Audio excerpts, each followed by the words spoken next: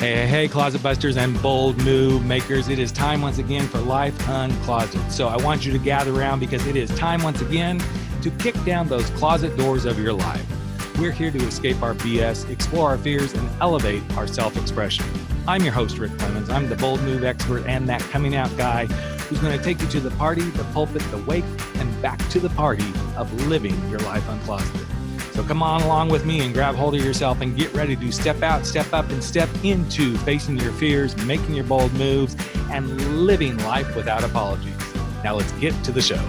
Hey, Life Uncloseted family. It is time once again for Life Uncloseted, and we are on National Coming Out Day, and we're doing a special edition.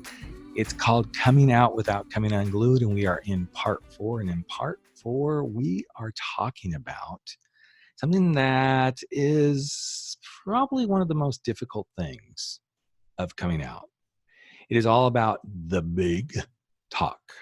How do you have the big talk, the big discussion about I'm gay, I'm lesbian, I'm bi, I'm trans, I'm poly, I'm gender fluid, whatever it is that falls under these interesting sexual things that we experience, our sexuality, all this sort of stuff.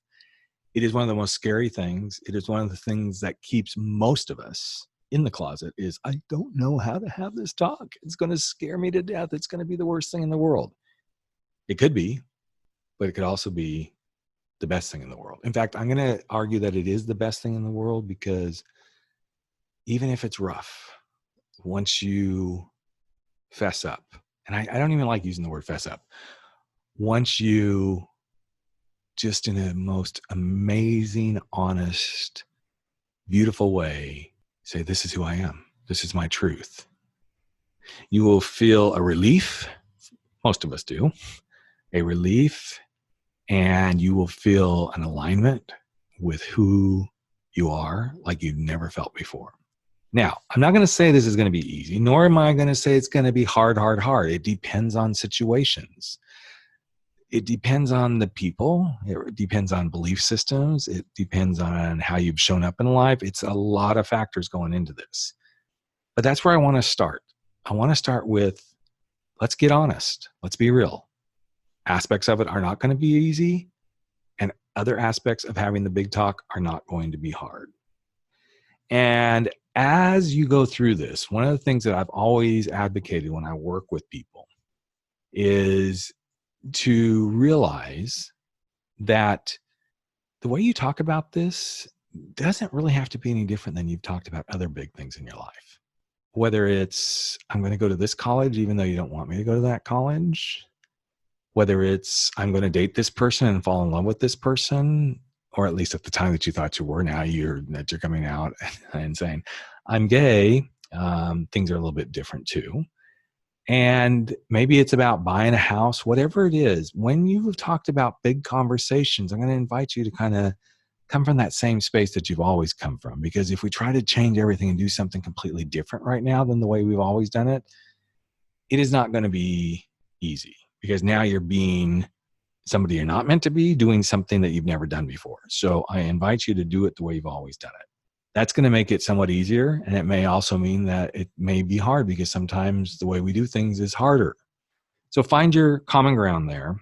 Secondly, as you start to have this conversation, I want to invite you to go look up the stages of grief, because the person receiving this information, most of the time, the people that receive this information, depending on where they are in the pecking order of your life, if it's a friend and they're like, oh, cool, I'm so excited for you, they may not go through the stages of grief.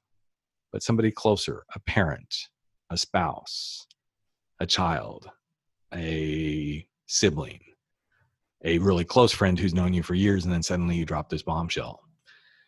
They're probably going to go through the stages of grief just like you have. And I don't know if you ever thought about this, but you have gone through the stages of grief coming to this doorway. In the stages of grief, there are 5: denial, anger, bargaining, depression, and acceptance. And I know I just rattled those off, but I'm trying to keep these podcasts really short. But if you think about this, we all start in a place of denial that this is who we are. And then we can get angry because why me? What is this happening? Okay, if I'm not gay, then maybe if I do this, it won't, it'll go away. If I get married, it'll go away. If I don't have sex, then this will go away. Or if I, explore, it'll go away. So we do the bargaining thing. And oftentimes we then find ourselves in a really depressed space before we finally accept.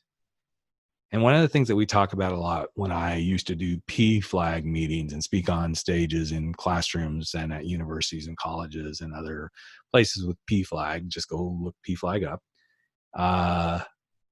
is we talked a lot about this. But we came from the space of the moment you come out, everyone around you may go into the closet, because now their story changes too. Their story of who they are, and especially parents and siblings and a spouse, children of a LGBTQ person. So just realize they're going to go through the stages of grief. Give them room, give them space. And one of the biggest things is to allow their reaction to be their reaction.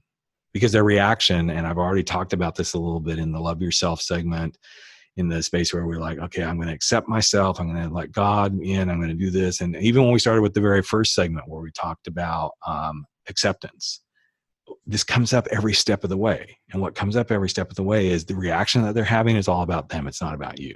You are the catalyst, but it really isn't about you. It's about them coming to terms with, hey, this information just got shared and I got to figure this out. Now, when it becomes all about you is when you become an asshole about it. If you immediately try to get them to like, well, you need to accept me, and trust me, I did this. I did it numerous times and it doesn't work.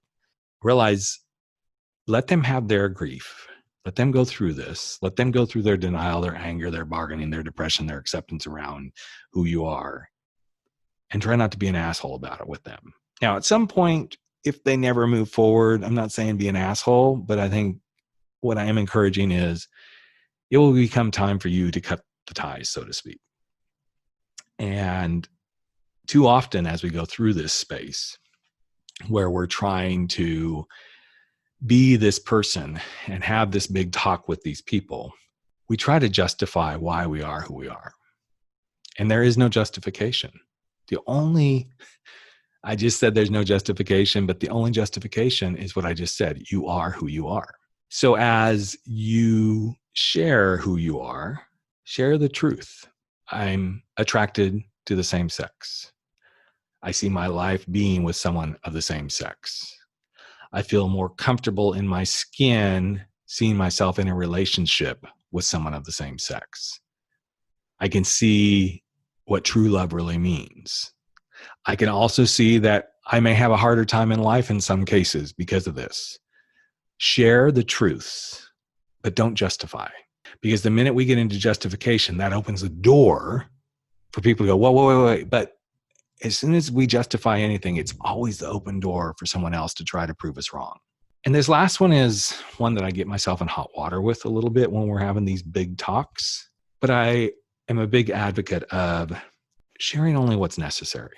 Because of shame and guilt, we're going to feel like we can have diarrhea of the mouth and we can share a lot of stuff. But I find it's more productive a lot of times to share the bits. So I'm a little British stuff there, bits and pieces of the story that make the most sense to what's being discussed. Answer questions, but when you get when you get asked some questions, and I'm going to go from the spousal perspective, well, how long has this been going on? You can answer that question, but you can also come back to them and ask the question, by knowing how long this has been going on, how will that help you process what's happening right now? Now, that's not avoiding the question. They may come back and say, because I need to know to help really wrap my head around this. Okay, I'm going to share this with you, and it doesn't make me proud. Okay, so you see how you're sharing, but sometimes people are going to ask the questions and they think they want to know the answers, but try to qualify why they're wanting that answer.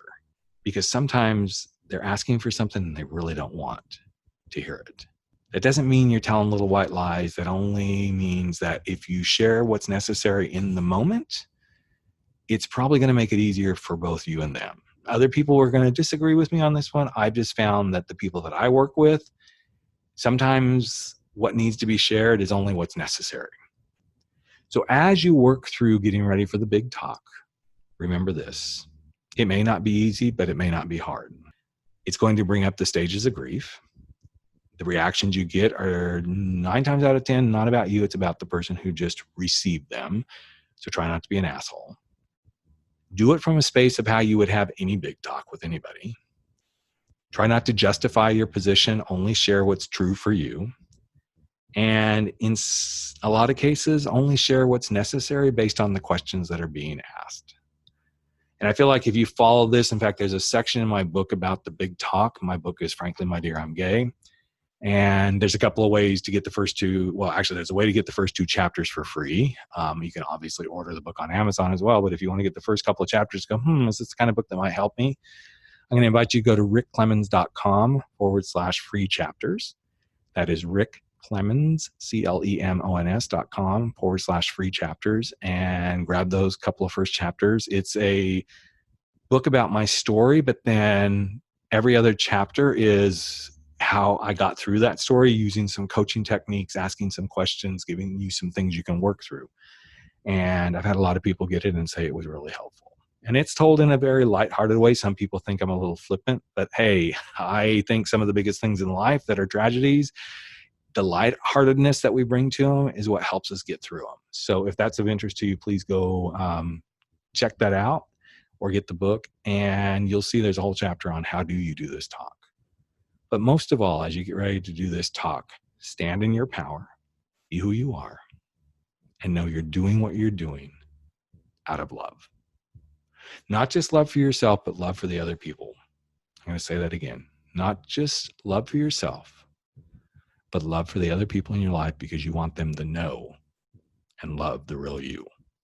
And you want the real you to love and know them from the truth of who you are. So that's it. We are at the end of Coming Out Without Coming Unglued, Part 4, having the big talk. And next we're going to move into dating and mating, because, oh my gosh, if I'm stepping out of the closet, how do I do some of this? It's not that different, but yet it is. And I can't wait to give you some tips and tricks on how to date and mate after you come out of the closet. So stay tuned, and we'll be back with that episode momentarily.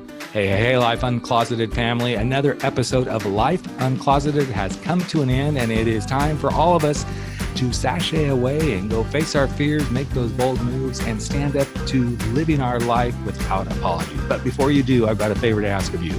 Would you hop over to iTunes or Spotify or Podbean or wherever it is that you're listening to this, and just give us a little bit of love if you like what we're doing here at Life Uncloseted. Here's what it does. It helps other people find the show. It helps other people get to know what we're all about. And you just might help change a life. In fact, if you really want to change a life, we'd love it if you just ask a friend to take a listen and see what they think. So that's it. Love you all deeply. I'm Rick Clemens, the host of Life Uncloseted, and never stop stepping out, stepping up, and stepping into living your life uncloseted.